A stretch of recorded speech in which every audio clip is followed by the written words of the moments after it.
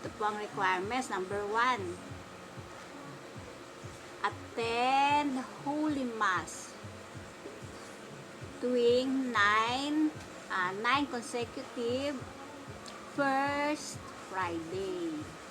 So, baka naman nag-a-attend nga kayo ng first Friday pero hindi kayo nagsisimba ng linggo.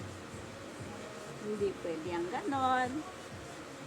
Tuwing hindi kayo nagsisimba ng linggo at pistang panghiling, ito ay nakakakumit kayo ng mortal sin kung walang importanteng dahilan.